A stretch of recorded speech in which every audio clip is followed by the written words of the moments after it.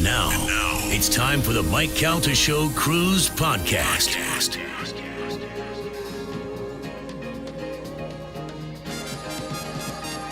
Love, exciting and new. Come aboard. We're expecting you and love. Life's sweetest reward. Let it flow. It floats back to you. The love boat. Soon we'll be making another run. The love boat promises something for everyone. Set a course for adventure, your mind on a new romance. And love won't hurt anymore. It's an open smile on a friendly shore. It's love. Welcome aboard. It's love. What do you mean ready? Hasn't The even podcast has already started, Bobby. No, let's go. Let's do the intros real quick. Out of the way. This is part of my podcast. Keep going. He's going to keep it all in. Yeah, I like all of this. Go ahead, Bobby. Do the intro. You do your intro. It started. My No, podcast. what's your intro? It's already started. But then it's already started. Then it's, why am I not knocking on the mic? It's already started for me. Do your too. intro. No, you do your intro. Okay. Hey, guys. It's You Know What, Dude? It's Bobby Kelly. Oh, like Sue Costello. Hey, Dad. Ladies and gentlemen. No, it's Gentlemen's and Germs. Yeah, mine's already started. All right, let's start with the Khabib fight. Well, wait, ours didn't start yet. Yeah. Oh, yeah. No, you're listening to. You listen. Can I do yours? Can I do yours? Yeah, you do Okay. mine. You do yours first. What's happening, you guys? You're listening to the #1 talk show radio. What's Jesus up, guys? Christ. I'm just giving him editing shit. He's not going to edit it out. Fuck, suck, fuck a dick. Edit that out. That's a lot of beeps, man. What's going on, everybody? You're listening to the #1 radio show in Florida. It's the Mike Calta Show with Galvin and Mike, Bert Kreischer, Really? and Robert Kelly. With Galvin and Mike? It's After my he show. bitched about you introducing Bert first at Side You Splitters. didn't like it? Why can't I? It's the #1 rated show, the Mike Calta Show, with Galvin and Mike. Well, I was introducing this podcast specifically. You're a mess. All right, let me do yours now. Right. Hey, it's Why are we gonna do voices? YKWD. What are you guys, my wife? You know what, dude? I'm in a room with 4 guys as opposed to the 15 that I'm usually here with, and most First- of these guys will be you know funny. what? These guys have credits. So, it's so funny. These guys will all talk into the microphone properly. First of all, it's so funny that you really know what your friends think about you. No, seriously, what you scumbags really think about me. It always slips out. How it is that? always slips out. I gotta say, Hey guys, you know what, What you- dude? It's Bobby. I got the Barker from the Boston Comedy Club. Right, I got a right, guy right. who's planning on getting the comedy in 9 months. So They're I'm not- here with me. I'm not friends with Rogan. I don't get fucking A-lists. I apologize. even Rogan though. Today we got a guy All who my killed an coattails, elk. Yeah. all my coattails are out of the business. Oh, my coattails are out of the business. We're on the Calta Cruise #12 Yes. for our show, and we're fortunate enough to have Bobby and Bert here, and these guys are doing their podcast as well. So we're all doing them together because we're lazy. The voice you heard right there is Cowhead. You call him Mike. Everyone else, you know Bobby. And Galvin is the more nasally, slobbery one. We call it Juicy. Juicy. Yeah, juicy. Juicy. Thanks. Juicy is so much sexier than nasally and Yeah. slobby. I'm sober, I'm very proud of you, right? because part of me was like, man, he's gonna be so boring and annoying, And bitchy, yeah. bitchy. Really? Yeah. Well, because we know you want to party. Yeah, you're Yeah. drunk. And you're going to be like, not boring. I shouldn't have said boring, but bitchy and annoying. Yeah. And you haven't been. You've been having a ball. I had a blast. I've been, I wouldn't say as much fun. I think I'm probably more fun when I drink. Well, I mean, who's not? Yeah. Okay, but all right, real time. Yeah. After this cruise, would you ever do another cruise? Yeah. You would. He's lying. Yeah, not He's yours, lying. but yeah. Maybe the 311 cruise. Oh, yeah. Practical Jokers. they No, go- I would no. Is We the were 311 cruise even appealing to you? no, actually, yeah, because I'm a big 311 fan. I would love to smoke weed and listen two to songs. What? Name 2 songs. Beautiful No, they have. Disaster. I'm saying yeah. they have 2 songs. Yeah, I could listen. I would love to go on 311 cruise, but with all the other comics going. But no, what would appeal to me is what we talked about is doing my own cruise. I would like to do that. The machine. I would really, because I don't mind. Last night at one point I thought I could probably run for mayor because I don't mind saying hi to people. I don't mind taking pictures. It's a little different sober. Yeah, but that's not just what the mayor does. You can be mayor, but you could be somebody that interacts with people. Yeah, you If pulled it Bert off. did a boat, people would die on that boat cruise. If you were drinking, if it wasn't sober. If I went on a cruise and I was drinking, I would definitely close down the ship every night. Yes. I think it would be next level. I think I would really enjoy to try that. I don't know if it would be something I would like. The Kid Rock cruise sounds like fun. When we did Does it? Impractical Joke, yes, That sounds like the worst Dude, thing you could Impractical ever Sounds do. like a lot of it's cigarettes. a lot of Yeah. fun because Impractical Joke. Impractical Joker sounds fun. But you have your own top deck that only you can go to. There's security to get up there. And so it's all private. So like it's you, Joey Fatone, all the Impractical Jokers, their families. I know, but Just don't, like I dreamed Don't it. even start. No, You I know like for a Joey. fact I like you'd Joey. love Joey Fatone. I'm just saying, I like Joey. He's the fun one. But what I'm saying like all the is, comics. out of all the people on the ship, you're like, it's you, Joey. Yeah. I just was watching Impractical Start out Joker. with the headliner. Bert, what do you get? What with the Sober October thing? What do you get at the end of it? Is there something you get? Like, is it a bet? Oh yeah. So the bet this year is whoever burns the most calorie on the MyZone fitness app gets a championship belt. Rogan's having a legit championship belt made that says Sober October winner. Really? And then honestly, for me, we said this last night. It started out of spite when those guys said I couldn't do it. This is the first time I've entered into Sober October being like, oh fuck, now I'm just going to do it, and I have nothing to prove. I'm just going to do it, and that's been a lot harder for me. But for a lot of it, it's just knowing I'm not an alcoholic. Like going I can definitely quit drinking and hang out with people drinking and not be a fucking lunatic. You do it for 1 month. Do you think that doesn't makes you not an alcoholic? Yeah. Because you could stop temporarily. Yeah, he's not an alcoholic. He likes to party and drink a lot and stuff. He's not an alcoholic. He doesn't need it to. I think he's an alcoholic, but I think it's because look how different his life is sober, and he's happier drinking. That's what makes him an alcoholic. Wait, what do you mean my life's so different sober? You enjoy things more when you're drinking. I don't know if I enjoy things more. I enjoy this cruise more. Drinking, Like you don't enjoy your definitely. family more when Right. you're drinking, but you enjoy you use it for I enjoy escape meet a and little greets. bit. I enjoy meet and greets more than when I'm drinking. I enjoy hanging out with fans Right, so more you're when I'm using sober. the alcohol I'm drinking. to compensate for the feelings that you're having. Or I can be Segura and not do a meet and greet and not hang out with fans and just not drink. I'm not saying not to do it. I'm not saying not to do it at all. I'm just saying I believe that that dependency on alcohol isn't just because you can't stop doing it. It's because your life is different with it. I think I know what you're saying, but I think I can correct you, and I think I've said this a couple times.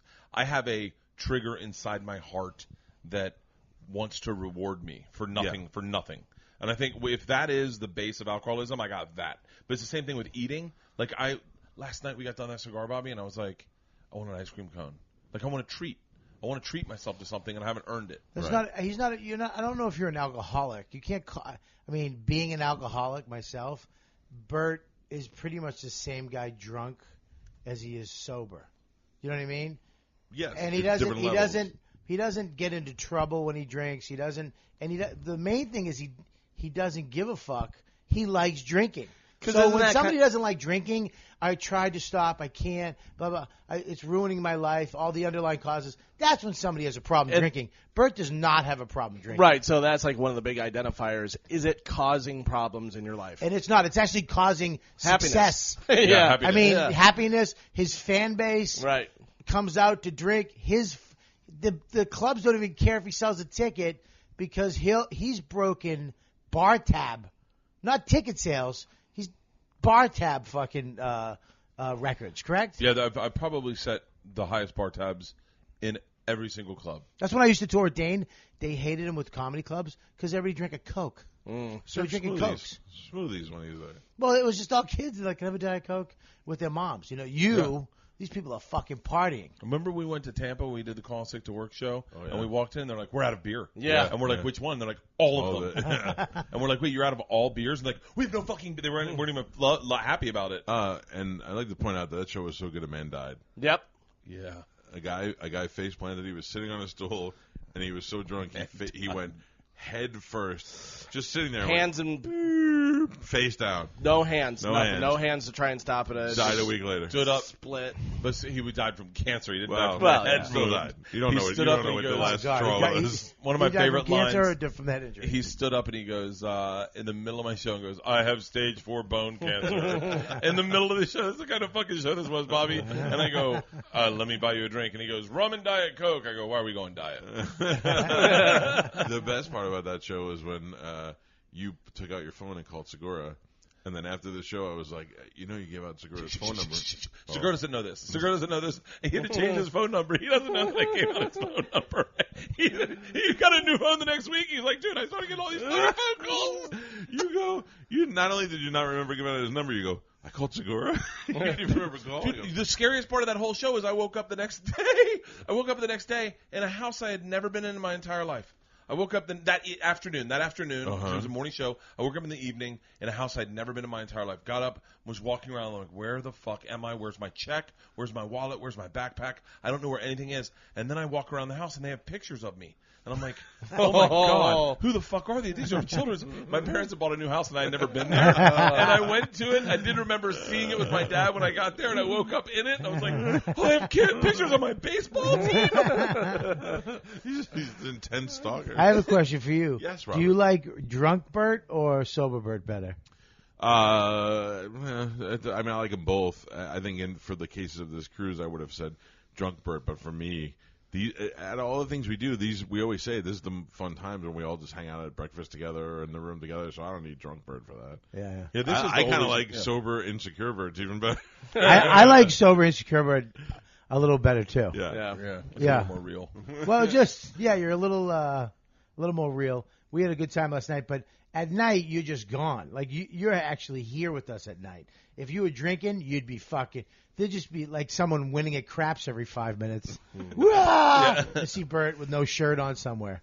Yeah, Well, well, I haven't changed that part of my personality. No. When I win big. Yeah. Yeah, you're not that getting naked thing is not a result of alcohol power. No. You don't have no problem doing that. Yeah. I don't I don't get that way. Not for the pool or any other way. Really? Oh no, dude. I'm not insecure. Do you wear your shirt when you fuck? It depends on whom I'm Jesus Christ. That's a joke. It depends. Sometimes. Yes. Are you like one of those chicks that you see in porns where they take their top down to their waist? Yeah. And you're like, wait. Well, because I have to get out to the bathroom. I don't want them to look at my butt while I'm walking to the bathroom. Yeah, but Bert's fat is like Bert is movie pregnant fat. fat. He's TV fat. Movie fat. You know what I mean? He's like Dom Oh, my DeLuise was God. considered fat, Right. But if you look at Dom DeLuise, he's really not that fat. Yeah. For real? Bert, No. no. Yeah. I mean, later in life he was, but when he was a star, he was just regular TV fat. We movie always fat. talk about the refrigerator. William Perry was. William Perry, when I was growing up in Chicago, he's over 300 pounds. Now, if you don't have a high school team full alignment at over 300 pounds, it's ridiculous. Yeah. But remember, that was in the 80s. Yeah. You know, so that's how crazy it is. As we long thought as you don't 300 have was- things hanging over other things. Oh. Like Bert doesn't have any hanging. His stomach kind of just goes out and up. You have the same stomach my great grandfather had. From behind he looked skinny, and then from the side and the front he had just a belly. You don't look fat. You just have a belly, and your belly's hard as a rock. Yeah, I think that's the booze. I'm Yeah. waiting for it to deflate. But do you think that the booze has some sort of formaldehyde effect? It's bloat. Not to bloat. Like, do you think that all the alcohol? No, like, booze, alcohol bloats you. Yeah. Yeah. It bloats your stomach. It's it basically pickling your organs. yeah, it makes your shit. That's why it's so hard. My grandfather had one of those little pot bellies. But my Very- grandfather didn't drink. My grandfather drank bourbon and drank bourbon every day, and he had a solid rock pot belly. Wasn't fat. Shoulders were, legs were thin, butt was small. Just that belly was fucking popping. I remember being the skinniest I've ever been and having so much energy and wanting to work out. That's where I'm hoping I get somewhere in this month, is that I start to lose weight and start to feel really good and then start to work out more and more and then like it's almost like a snowball effect. By the end of this challenge, I'm like fucking just charging it, just look. Because dude, I remember doing burpees at my size right now and they were undoable. And then I got down to 222 and did a burpee. I was like, well, these are not that bad. See, I approach burpees from an age point of view, not a physical standpoint. Because you could see for a fat guy, I'm really flexible. Really? But I don't. disgusting. Anything that makes you want to throw yourself to the ground, I may not get back up from that. Your flexibility is mind-boggling.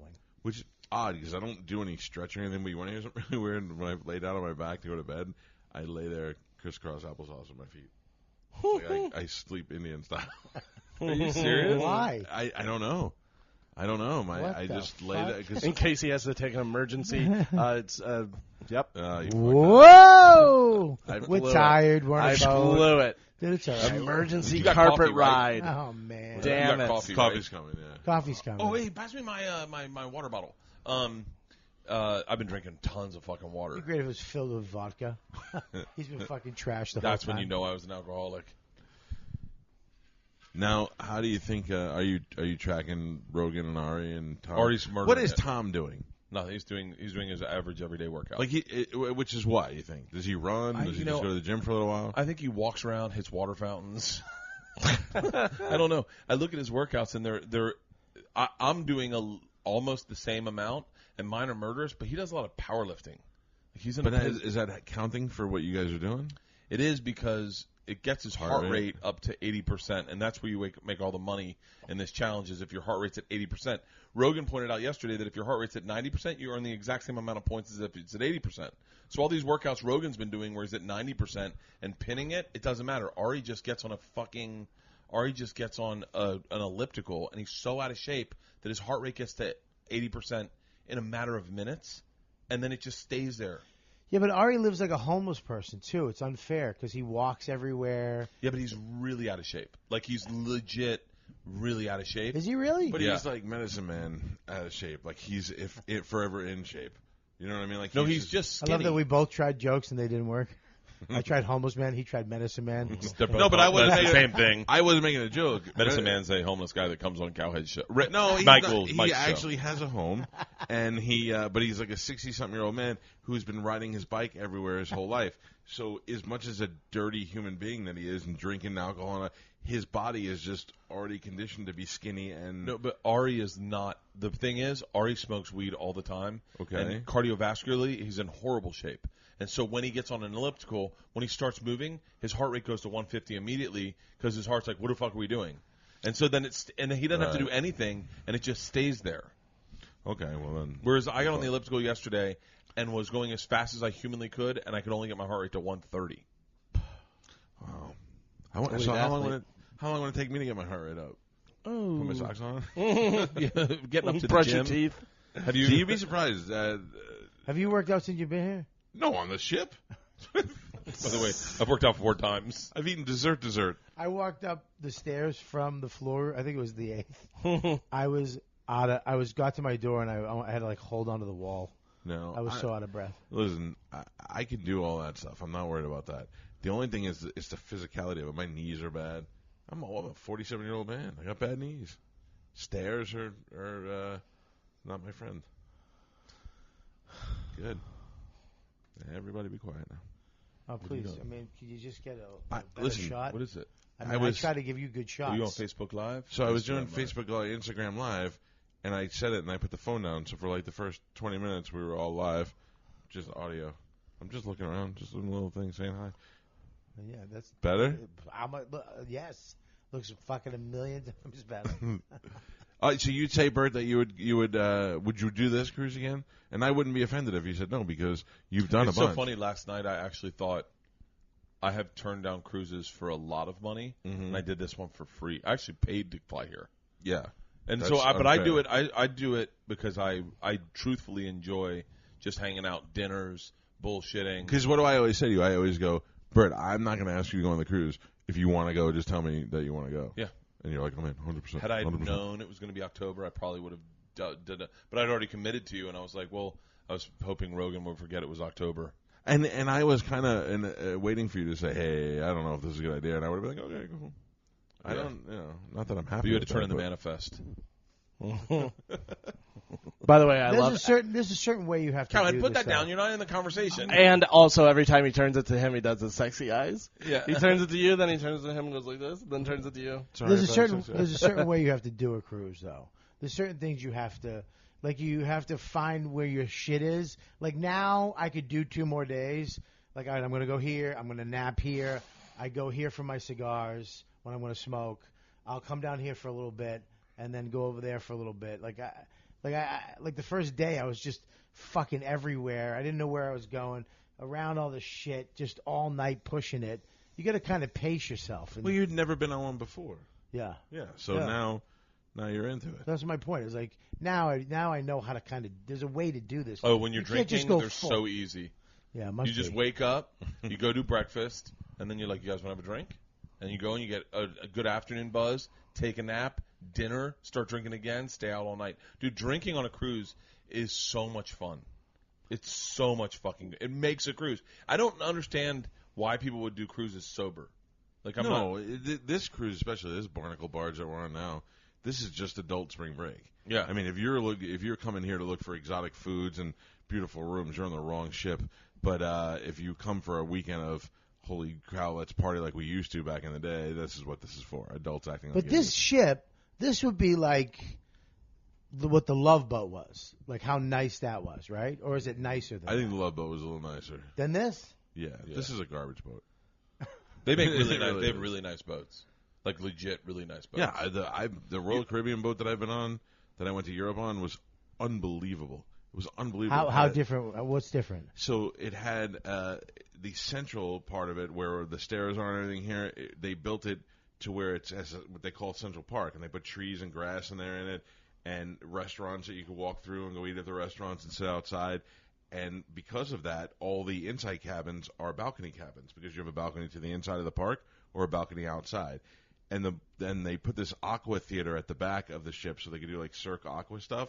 And the rooms that are on the back of the ship all have wraparound balconies so you could watch all the shows from your room. And most of the suites, like this one, is a standard grand suite, had second floors to them. It was amazing. Wow. You never want to come on these ship boats again once you. See, that sounds like fun. I do that. Oh if yeah, they- you'd love that with your family. If- Like one of yeah, those. yeah. They're fun as fuck. I did one. I with would my, never bring my family on this. No, No. this boat. The one they had for Impractical Jokers. My room was 3 rooms, 3 different rooms, and it was like a balcony on the one room, a balcony in another room, and it was all private access. And in the middle was the buffet they have there. We had a private buffet made by a chef. So it was like those. If you ever get a chance to do those Rock on the Range or any of those. 6-man? Is it 6-man? Was that the name of the company? Those 6-man cruises are put together fucking tight. Yeah. Those are top notch. They have a whole production floor where you go in and you just walk in. You're like, hey guys, I need some Tito's sent to my room. They're like, done. And it's just that cruise was amazing. And Jericho is doing his, and he's got the whole boat, and he's doing because Jericho's got the successful rock band Fozzy, and he's got the wrestling base, so he's got his fan base of wrestlers, his fan base of music guys, and then his comedian friends that are going on, and celebrity friends, random. So he's got the whole boat's his to do whatever he wants on. I think that's smart. I think you could do that. We were doing. I did when I did Impractical Jokers. I did I think 3 theater shows. So I did a show in a theater every night, and then they had a stand up show that you could go jump on. It was a straight stand up cruise. And then the Impractical Jokers, dude. You want to talk about fame? Those guys were getting so whomped. I mean, Sal is not the most he's not like Murr is like, go out to the people, let's sign autographs, let's take pictures. I want to hear your story. Come talk to me. I can't speak to the other 2 guys, but Sal is not that. He literally could not move around that boat without getting fucking attacked. Hey, so Murr's the money one behind that, right? I don't know. I think Yeah, Murr's so the we- executive producer. Yeah, we looked up their Or they're all executive producers, but I think But he was he the invented producer it. going into it. Yeah, he owns a piece of it or something, and so he gets more than the rest of them. We saw that. For real? Yeah. Well, I mean, I don't know. That's their value. He was getting more, and he's producing more things, so he's worth more than they are. And then we talked to Q. And Q was a fireman, and I said, "Boy, how great is that? You don't have to run into buildings anymore." And he goes, "No." He goes, "You want to hear something terrible? I'm retired now because I've got success here." He goes, sometimes on the weekends when I'm off, I just go down to the firehouse and fight fires with them just as a volunteer. I was like, why? You're rich now. Don't go near fire. That's insane. I'm sure he's not running in and being dangerous anymore, but I'm sure that'd be Playing with a Dalmatian. Yeah, that'd be going down and fighting a fire would be fun. You don't think fucking fighting a fire? If I was a firefighter, I was like, Mike, come down. We're gonna fight this fire. I'll make sure you don't get hurt. We're just gonna fight a fire and put a fire. You wouldn't do that? Well, yes, the experience of doing it one time. Now with a guy who has experience of being in the fires, you know he's going to want to go in there. They're not going down for the fun of it. He's going down to be in it because he misses being in the blaze. And that's when shit falls. I love from these the second story. the blaze, like you're an insider. That's what they on call it, fire. the biz. Dude, he likes being in the blaze. Backdraft last week. Backdraft was on. I learned so many new terms. I just watched Backdraft. I feel like I'm a little bit of a fireman. The blaze. He likes the blaze. Uh, Did you ever see the documentary on firefighters from Detroit? Because all those people because the Great White Flight, when all the white people left Detroit, all those homes come in. Go let them in Spanish. They make more money off of burning the house and getting the insurance. They live. It's just a shithole. Right. So these people just light these homes on fires, get their money. So they're fighting fires all the time. And these firefighters are fucking the baddest motherfuckers in the country as well. They go, most firefighters fight fires from the outside in. We fight fires from the inside out. They go in the house and fucking put it out from the inside. Right now, there's a firefighter listening to this going, that's how we do it, too. Or there's no way they could do it that way. no way we go in there first. They love the blaze, man. They love the blaze. They live for the fire. They live for the blaze. Live for the blaze. What do you think you would be doing if you weren't doing comedy? I'd be a counselor. Really? Yeah, I'd be because I was a counselor before I did comedy. Why is it that people who I mean, I can understand the immediate reaction of wanting to help other Or I'd people. be an art teacher. I was going to be an art teacher, actually. Wait, can I tell you a Can story? you do art at all? Well, we I was need going to hear school about- for art, for fine art. What can you do I was painting and drawing and stuff like that. for fine art? For fine art. I was going to oil painting, acrylics, Give him a pen and watercolor. paper. What can you draw right now? Well, I mean, I started watercoloring again. I'll send you one of my watercolors. But I was going to be I an art can't tell if teacher. you're joking. I wasn't. No, I swear to Do you have God. any look at his pictures on eyes your when phone? he's Do talking. you have any pictures of any of I your do. stuff on your phone? Yeah, I do. Can we see? Yeah, I can show you. Wouldn't this be amazing if he was like a brilliant No, artist? I'm not. I'm not good enough to be an artist. I'm good enough to be an art teacher. I was good enough to teach art to kids, but not. Like a coach? So right before Gary Goldman did Last Comic Standing, me, him, and this other guy, Gary would know his name. I think his name was Rick Schwartz. Went to Coffee Bean and talk about our careers to try to figure out. This is like a month before Gary got on Last Comic Standing. Uh-huh. And he came and he sat down and he goes, I think I'm just going to quit. And I was like, what? And he goes, I don't know. I'm just going to quit. I'm going to quit. I don't think that this is right. And we were all like, Gary. And he goes, I think I want to be a high school guidance counselor. And we're like, really? And he was like, yeah. We go, what's the draw to being a high school guidance counselor? And Gary goes, so I can sit these kids down and tell them never to be a comedian. His only goal was to make sure that he could stop people from being comedians. Not only was he going to stop, he was going to stop other people. No more comics. And then he got on Last Comic Standing and his life changed overnight. He was like, I'm so glad I didn't do that. What would you be doing? I'd be the funniest guy in the office. What office? I bet you would be doing sales. You'd have to I'd be definitely be doing doing sales. I would have been fucking great at sales. I don't know. What is Bert? Bert's a realtor. Maybe a politician. No. He's a realtor that takes off at 2 and goes to the club and plays some golf and have some drinks and stuff. He has other people closing deals. I'll give you 20% if you close it. I Do the think paperwork. Bert would work in his dad's office. Yeah. Doing what? Right, you'd have to start as doing like shit work for your dad because he would feel bad for you. Oh, wait, I would But have been then you would- 26. But then you would turn it into something I might have flipped houses. I might because that was what like was going on you would then. have gotten into something Yeah. as a side of that, you know. And I think you would have been successful at that. Wonder if I could have gotten into radio. Yeah, that would have been great too. Right as I was coming Great up. DJ. Do you call yourself a DJ? Never in my life. I've never introed a song, or I've never played music and never talked up a Are song. you a shock jock? No, shock. By the time I got really good in radio, what was left to do that was shocking? Yeah. We've done it. Shut up. That's one of my. That's you? It's just a watercolor I did. That's beautiful. Let me see. That's you, and that's so reflective of what you really are. Just a scared boy who doesn't like loud noises. Yeah. Did you really? Yeah, that's I still feel like you're lying to us. I did that. What do you want me to do? I want you to swear on our friendship. I'll swear on our friendship and our son's souls. Don't bring my son into your lives. I'll bring him into the burn. Into the blaze. Into the blaze. Did you really do that? Let me see Yeah. that again. That's so beautiful. What's the black guy doing in that? He's blowing himself? Going, He's going down himself, yeah. He's trying, but he doesn't succeed. It's a metaphor for life. I'm going to suck my dick and get that cum out and be happy, but I Oh, can't do poor it. Spanish. Oh, sorry. I did so good. Look, you got to mark it down. Suck my cunt. Like, mark that down. Who has been the best guest you've had on? Me? Yeah. You can do like top 3 if you had to. I got to be honest with you. Because you do more one-on-one than Bobby does. Yeah, one of my favorite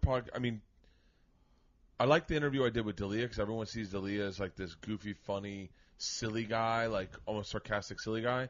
And I am really fascinated by his family dynamic because he's got a brother who's a writer, director, good-looking, younger brother, And his parents, right? And they spend a lot of time with their parents, and they're really close. They're really, really close, and they goof around. So D'Elia's personality is directly derived from his family. And so that interview was really fun. My best interview I've ever done, without a doubt, is Rob Riggle. I interviewed Rob Riggle, and he did not want to do it.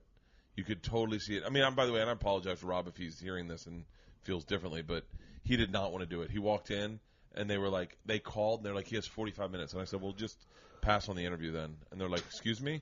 I go, I'm not going to do a 45-minute interview because my fans will be like, did you guys not get along? And then they're going to blame Rob. And then I said, well, I have to do it over an hour. And so then they called back and they go, he can do over an hour, but he's got to come earlier. I was like, okay. And he came with his assistant. And what he didn't know is that I was fascinated by Rob Riggle. Like there's a part of Rob Riggle where I feel like I could have been him in a parallel universe. Is Rob Riggle the one I hate?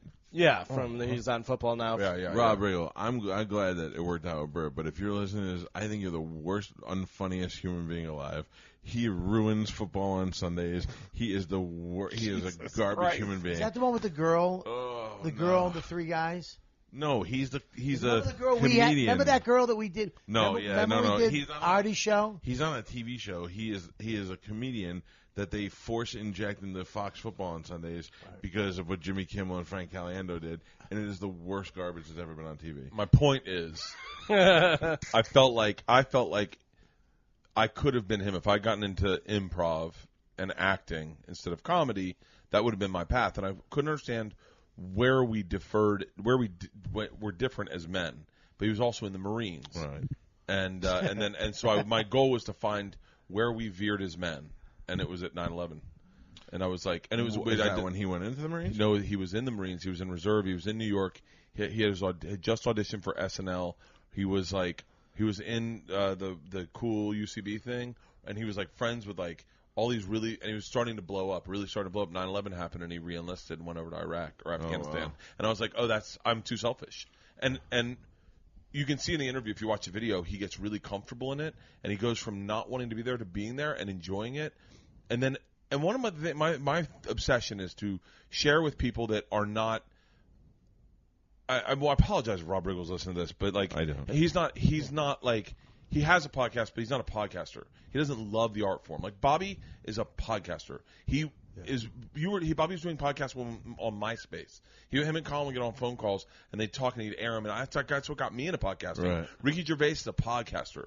Rogan's a podcaster. The art form of it, of the free conversation and letting your guard down and saying fucked up shit and knowing that your fans trust you and they'll share their opinions with you. All of that is why I'm into it. And Rob has a podcast, but for him, I think it's a revenue source. Right. And to watch him go from a guy who didn't understand why he was there to like going like, oh, this is fun. This is really fun. Just 2 guys bullshitting and having a good time. I really enjoyed that a lot. Like a lot. That's good. But then that's because you worked through a process there, and that's pretty good. Can I ask you on a side thing? Yeah. So I'm watching Travis Pastrana try to break Evel Knievel's records, and there was no doubt that Travis Pastrana was going to do it. Yeah. And I'm a big Evel fan, and I like Travis. Travis has been in the show a couple of times. So I'm watching this shit on TV, and Matt Iseman is hosting it. Yeah. And he is, he's tasked with a very hard job. He's having to be live and be excited and all Phil all the time. Phil all the time. And it's making me hate him to watch it. So now I start shitting on him on Twitter about how I'm like, Matt Iseman's making me not want to watch the rest of this. Because I already know that he's going to be successful. Yeah. And I'm sitting through it, but he's annoying the shit out of me because he's so happy. I didn't know Matt Iseman followed me on Twitter and that you were friends with him. I'm good friends with And him. you guys talked about me, so he sent me a direct message, and he's like, "Hey man, sorry if my excitement's a little over the top. I'm really happy to." I was like, "I'm sorry. It's not. It's not." He's the sweetest guy in the Don't world. be nice after I make fun of Right. you. And then the next morning I said, "Listen, if you're up, call the show so I can apologize to you." And he's like, "Oh, you don't have to apologize." But I did. I apologized because it wasn't him. It was the fact that it was so drawn out on TV and all that. And now he's like such a nice guy. There's parts of what Rob Riggle's still terrible. There's parts of what I have Matt, no idea who you're talking about. That last guy and, Matt Watch Iseman. this. and this new guy. American Ninja Warrior, Matt Iseman, host. Yeah, no, Matt Iseman's. I know. Rob Riggle, Step Brothers. Kapow! That guy. Always yelling at the camera. Hey, Spanish, pull up pictures of these people for Bobby, would you? I think So that you- Tony's on it. Tony sent me something. What'd you send me, Tony? I don't like Rob Riggle just because of the football stuff. They when Jimmy Kimmel did it, like if you did that, that would be such a great thing for you. Oh, people would hate me, dude. No. Rob Riggle's perfect. He's middle. Oh, of the Rob Riggle. I Yeah, know he's, Rob Riggle. he's middle of the road sensibility. He's not going to be too aggressive. I would always be trying to push boundaries so my friends laugh. Rob Riggle's like, dude, I want my mom to laugh. I I, agree want with you to Bert. laugh. Nobody. I I want agree everyone with to Bert. laugh. I'm telling you right, Bert, I nobody always laughs. think Bert would be great for football, but he would. Bert goes over the line. He'll go for funny. Bert goes for funny for him. I want you to were laugh. on college football. This If guy's- you did this college guy's- football Saturday on ESPN, you would be the biggest hero that sports TV has ever seen. He'd get And fired. no, he wouldn't. I'm telling you, when you would be all college football, they would go nuts for you. Okay? Do you think it's hard? Is it difficult for you? And this is the hardest part of being a host. You could love Rob Riggle. I'm not saying you don't. Yeah. But I don't, and I have no problem about saying it. And this is not shock jock. Sometimes you have to kiss people's ass you don't like. But I think that it's more real when you're just honest about how you feel, not worried if I have to see him again next week or anything like that. Do you feel that that's hard for you to do? Like if you do an interview with somebody and you're like, that guy was a piece of shit, the next week is it hard for you to go, that guy is a real piece of shit, and I didn't realize it until after my podcast or whatever. No. Yeah, that's really hard for me to do. Like I had Marin one. does that really well. Oh, well, he just is honest. He didn't like. Yeah, no, people. he's real honest. He's honest to your face. It's uncomfortable. See, I have there's a bunch of. I had a woman on Aisling B who got destroyed on my podcast. The Irish? Yeah. Yeah, I could see that. Everyone hated Who her. was that? I mean, not one person liked her. Who's that? Aisling B. She a comic? Yeah, very pretty, very funny, very I really enjoyed following her on Instagram. And then it was like I randomly followed her. Like someone had a picture of her, and I was like, "Ooh, she's pretty. Who's that?" And I click. She's a comic. I play one of her jokes. I laugh. And I was like, "Oh, she's an actress. Oh, she's a feminist. Oh, cool. You know what? We'll have a cool conversation." And she came in, and I don't know if she I think some of these people these days have agendas, and they come in and they go, "Oh, I'm going to do Bert's podcast. Time to hammer him." Yeah. And I'm not confrontational. I don't like confrontation. Yeah. And so I didn't necessarily stand up for the store. I didn't stand up for the women that worked at the store. I didn't stand up for the guys that worked at the store. I didn't stand up for anyone. I just listened to her, which I thought was what you're supposed to do in this fucking hashtag era, is listen to people. And then I never even said anything negative about her, and people still are like, "How dare you not speak your mind?" It's defend. And by the way, I think very candidly, I think she did not. I think she kind of probably used me to an extent, and just and was like, "I don't give a fuck about Bert. I got an agenda I'm ready to rail through." And I just sat there and kind of took it. I know that's what my friends said.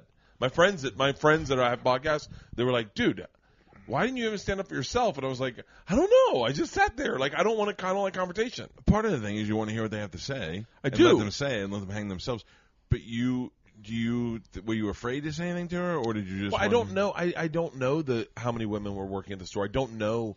It was all about you listened to it, right? Yeah, I just don't think you were prepared for that. I was not conversation. prepared for it Right. at all. Yeah. And so It's part of, and I'm being serious, it's part of the reason why you think in the back of the mind you want to be confrontational is because if they get mad and walk out, they have to walk out of your house.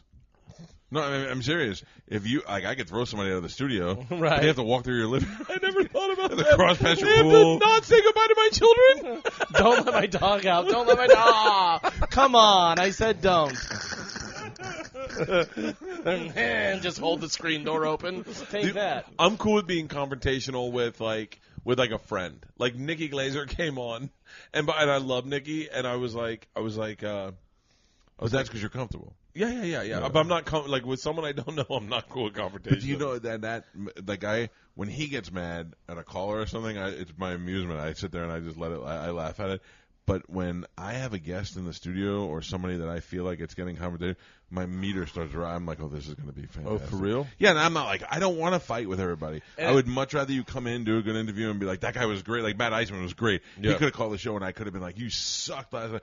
But the fact that he called in and was so nice and so cool, that's much better than just fighting with everybody. Opie and Anthony, I think, used to just fight with people to fight with them. Sometimes it was brilliant, but most of the time they were like bullies, you know? Yeah. And which is fine. It worked for them, but I don't feel that way. But if something turns, that the best part is coming. It's funny because he knows whenever I get mad because I go, Yeah. Like Once that, Calvin has that last, like, it's almost like a death breath. He goes, huh. Once he But pushes then himself away, I he'll go, laugh oh, about my it. But then when he gets mad with somebody or whatever, I just kind of back away and go, all right, let's see where this goes. I don't want to step on anything, so I'm just like, Yeah, when I'm fighting with somebody, especially if it's somebody in the studio, like when we threw Gallagher out, everybody just gets quiet and puts their head down. And I'm like, all right, I got this one. Oh, I was no, I know, enjoying I got it. back. You got my back. Yeah. I was enjoying it. I just didn't want to step on anything, especially like the perfect line. Did you hear what he said to Gallagher? What? He told Fucking old coot. he was being all miserable and stuff, and he goes, "Yeah, you tell stories that don't go anywhere." He's asking him questions. It's an interview. Anyways, so I asked him a question. So I never watched Leave It to Beaver because I'm 47 now, but that show was black and white. And I knew about it, but when I was a kid, you know how they always said Marilyn Manson was that kid from Wonder Years? Yeah. And, it's just like one of those rumors. So I said, all my life I thought that you were Eddie Haskell. That was from Leave It to Beaver. And that's what, up until I was like in high school, I believed that. And then he just goes, yeah, well, that's what your problem is. You tell stories that don't go anywhere. And I was like, what the fuck are you talking about? I'm like, I'm asking you, I'm telling you. Yeah. And then he was like, all right, go ahead, carry on. And I'm like, no, don't tell me what to do. I was like, why are you even here? Why do we put Gallagher on this show? right, because they He begged. said carry on. Is he English? No. Who says Gallagher. carry on? Oh. You real dismissive cunts. Carry on. So then he kicks him out. He goes, get out of here. And he said something, whatever. And he goes, yeah, go smash your fruit in the hall. Go smash your fruit in the hall. It was the best line. You could have sat for 300 days with a group of writers and tried to come up with a better line for Gallagher. Getting kicked out of a radio station, go smash your fruit in the hall. It was so good. We haven't kicked anybody else out. No, we're not like fighting with people. I mean, if they're idiots, we'll fight with them. Well, you don't know what I don't know if you'd ever kick someone out of a podcast. Like in mine, you're right. This is the worst podcast I've ever had. Is I had a guest on who trashed a celebrity really bad. Like trashed a celebrity. She knows who she is. That's a hint. Okay. Trashes celebrity. Trashes his wife. Fucking calls his wife a cunt. Like goes off. Is her middle name start with a Q? No. Who's that? Who's that? Quigley. Oh, no. Goes off, and then in the middle, for 45 minutes. And it's so great. It's so great. I'm like, all I'm thinking is, this is going to be the highest rated podcast. This is going to be the highest fucking rated podcast. And then all of a sudden goes, and then we change subjects, and she goes, I don't want to use any of that stuff at the beginning. Oh, no. And I went, but that's part of, that's part of the contract you go into when it's a podcast. You're like, it hasn't aired, it's not live. And then you're like, okay. And then we kept talking, and then this is how the podcast is like. We're like, so then, are you gonna get mad? You want to just stop doing this? Let's just do this another day. Did you never use it? No, I never used it. What? Was it about a football player? No. I can't say because. Well, how about if you just give us a celebrity's name? I can't because you definitely know who the person is. That's fine. I won't say it though. No. Everyone would know. Don't you know that he's not going to give up until you give him something? Don't Well, you know, can tell Mike? me- you can tell me I'll off tell the you. mic. I'll tell you off mic. Mike Tyson? Oh. Yeah, and so it was pretty fucking. So what were you, a therapist then? That you just? Well, I just did a podcast with someone that knows that I just told Bobby we just did a 2-hour podcast, and I had a friend call me and say, hey, please don't air that. Why? Because it would just cause more problems for the person. Sometimes you go on these podcasts. I've done it. They always get fucking aired. But you go on this podcast and you just are honest and you tell your feelings because it feels real.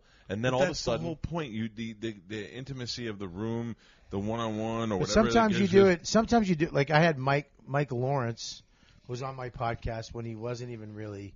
He just moved to New York, and Because now Sounds you about can't get right. him.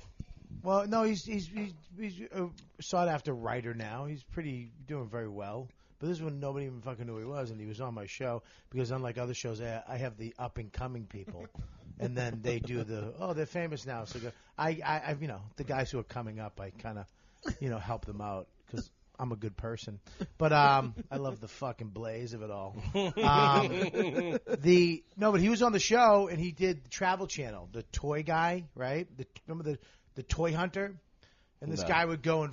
I do. Fine. I know Jordan. I know the guy very well. Find the toys, right? And Mike was on the episode, and I go, dude, that's all fucking produced. There's no way. He's like, oh yeah, it's all produced. I didn't even know what the fuck. That wasn't even my toy, or some shit like that. So comfortable hanging out, not knowing that people from Travel Channel or like fans of mine were fans of Travel Channel. And then went to this guy and was like, dude, you fucking show, fucking dude. He went to Travel Channel. His wife got fired. Really? She was a producer on that show, got him on that show. I had to cut. He was like, I never cut anything. I never edit my shows at all. But that was one of the times where I was like, look, I don't want anything bad to happen. And it happened anyways. But Let's see. Unless it was one of you two guys, or maybe like a handful of other people. That's what you hope for. That's lightning in a bottle. That when you get something that happens, it sends a ripple through everything. I You're had like, somebody come "Bah." on. I had a comic come on and talk about a famous actor that I was working with, and that actor called me and was like, "Dude, what the fuck?" So when you tell an actor, you can come on Tuesday and answer. He was like, "You gotta please. I got this deal with this, and he had a lot of corporate stuff." And he was like, dude. And I was like, I got you, man. I don't want to fuck up somebody's corporate life for my stupid podcast. Maybe that's just selfish of me. But well, dude, it's my career. I'm going to take away a corporate gig that's paying him a lot of money. You didn't. The guy who talked about it did. Yeah, but that's fucked up. Yeah, but it falls on your shoulders too. It's on my shoulders. Do you think that, or are you just and afraid it wasn't of, worth it. If it was worth it. Or you're afraid of retaliation? If he was exposed, if there was something that was worth it, like it was.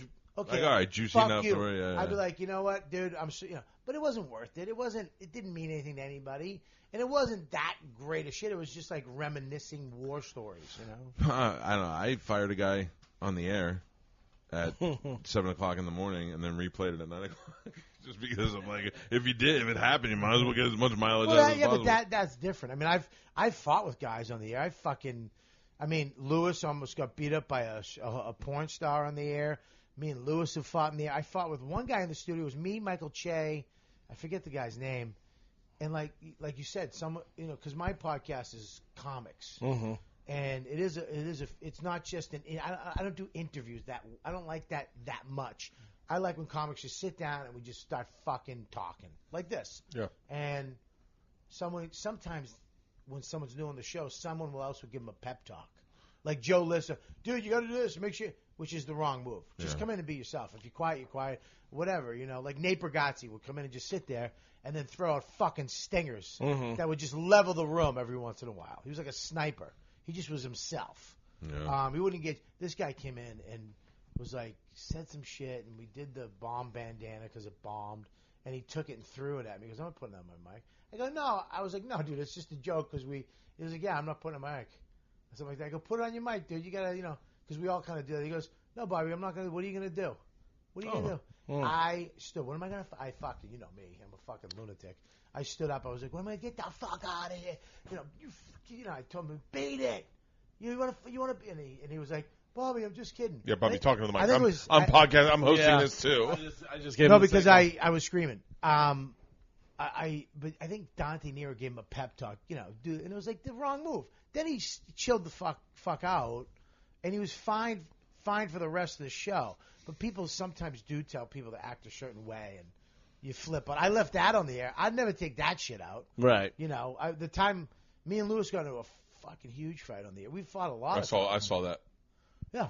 And then but it was hilarious because at the end he sat in his chair and the chair gave out and he flipped it. And I literally just picked the camera up. I was like this, and it was the greatest thing ever.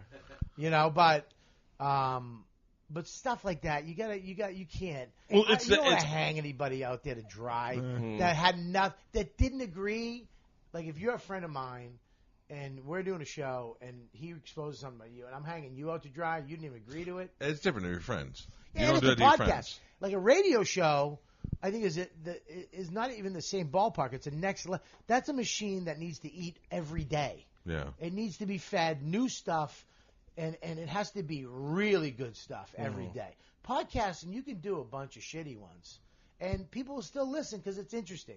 Radio shows are different. You need top grade material to go through every single day. And stuff that keeps on living. Yes. That lives on long after it happens. Do you think Yes. your radio show would be more successful if the radio dial was in the back of the trunk? More time spent listening. It'd be harder to change the channel. I got the joke. I knew what you meant when you said that. That was like a Did joke. they just from put the them further 50s. away from your arm? He loves his own joke. Yeah. I've been the punniest, hackiest comic on this. But I was sober. All I'm doing is coming up with dad You jokes. could just stop right there. You didn't have to say. What is going on with your eyelash? Oh, it's fucking aggressive, isn't it? No, it's gross. Yeah, no, it's lucky though. It's not. What do you think is lucky about it? I know it's lucky, so I don't know what. An you're doing. Asian lady once told him that. So Yeah. Is that what it was? In Asian culture, you never have a long. If you have a long hair, you never pluck it. You let it grow. It's good luck. What if it grows out of your mole? I got this eyelash when the day Netflix called to offer me my special. Leanne went, "Oh, honey, I was on the phone outside the man cave, and the light was hitting. She goes, "Oh, honey, you're getting a lucky eyelash," and hit it. And they said Netflix has just offered you a special, and they want to buy your next special too, my last one. And I was like, "Oh shit, I've had this for one full year." It's eyelash. like almost down to your nose. It's in my nose. It goes. I have inhaled it. I can inhale it. What if a bird flies down and grabs it and plucks it out? Then it's gone. By That's the way, fine. last night, yeah. Oh, I don't. If it falls out, it falls You out. can't pull it though. I can't pull it. What if Naturally, it it fell can out and go. all your luck went away? No, once it falls out, I go back to regular, and it's just regular Bert, But you just cruise. You cruise that wave. Can't wait. I literally thought last night it flew out when we were on the deck because it was whipping around on the deck and it was so tie windy. yourself to the balcony. So funny. Me and sorry. In the mid 2000s, he became one of the most successful comedians, and then it all went downhill. What do you attribute that for? My eyelash fell out. Mike, you're so good at voices. Yeah. I just need it to last. That's for my pre-sale 60 minutes announcement one. on Wednesday. That's the same. What's wacky happening on WWE Wednesday? On my Wednesday, my tour goes on sale. Which one? I forget the name. Body Shots. Yeah. Body Shots World Tour starts Wednesday. If you're listening right now, I've already said this in the thing, but use the promo code SHOTS, and you can get tickets to my tour starting in Portland, ending in Ireland right now. I think it's going to go into Australia, New Zealand, and Russia. Can we all come to the Ireland show? Yeah. Wouldn't that be great? I would love that. I'm going to be partying hard as fuck. But I just need the eyelash to last for pre-sales. How much can you drink, Bert? Like, how much do A you lot. drink? A fucking lot. Like, what is an average Friday night for you? An average Friday Yeah, night? like on the road, having shows. This gets disputed because everyone says I'm lying about this. But I remember that my memory of my actions is skewed to make me feel better about myself. So, like I'm never going to tell you the way true. you see it. In my dreams, I'm skinny and I don't have a beard. When I dream at night, I remember them and I'm like, oh, never have a beard. I fly in Thursday. I'll drink on the flight. I won't drink. I'll land, go take a nap, wake up, do the show, and I bring a cocktail on stage with me, but I won't start drinking it until I start telling the machine story. And then I'll have maybe like 8 drinks, 4 double Tito's and sodas. Then go back to my room with whatever comic I'm with. Maybe have like 2 beers, sleep, get up, work out, and then probably like 8 or 10 drinks. Okay. It's a night. So foreign to me. Yeah. I'm a guy who does a Budweiser endorsement. I have a bar and a wine cellar in my house, and I don't think I've had 10 drinks in the last 2 months. Yeah, I know. I watch you drink and it frustrates me. Because you had a beer in your hand. I go, what are you even doing with that? You're not drinking it. I love drinking it. At a No, you human's pace. murder it. 2 sips. Sip it. No. Dude, I definitely, like, I remember Tom counted the drinks I had one day, and I think he's lying, but not by much, and it astounded me. Like, I was being conservative. You're the Wade Boggs of comedy. Yeah, I'm the weight box. But my liver's healthy. I'm just went to the doctor, full checkup. I'm totally fine. I just I think when I get into those runs, I can just put back beers and it just doesn't. But it's got to catch. I mean, it's got to catch up with you sometime. Yeah, it does. Yeah, sometimes it catches up with me Right. on Sundays. Sundays. Sundays was my re-entry day, and I can definitely feel it Sundays. Alcohol astronaut. Yeah. That's what Leanne calls it, re-entry. And she's like, "Oh, he's re-entering." Now, does she drink? No. Does she get frustrated with you drinking all No, the time? 'Cause not at all. You don't act much different drunk than you do sober. She doesn't mind at all. All she cares about is my health. She knows that when I don't drink, I get up earlier, I work out, I'm a lot more productive. But I mean, what's she gonna complain about? She's in fucking Vietnam for 10 days, flying first class back and forth. What the fuck? What is she gonna chime in about? I'm fucking healthy. Just went to the doctor. Life's going good. You're what keeps me a little bit balanced. Like sometimes when I feel like my wife should be kissing my ass more, and I should have less responsibility and do all this stuff. I see all the stuff that you do. Like I still pick my kids up from school every day, and I throw the garbage and all that stuff. And I wake up every morning and walk my kid down to the bus and. But that's not a sing love for your about 'em. kids. I pick That's 'em why I up. do it. Huh? That's out of love for your kids. Like I can't wait to see my Like kids every day. even if I'm out, even if I flew in it, I'll come home at 4 a.m. I wake up with my kid, have breakfast, talk to him, bring him down to the bus.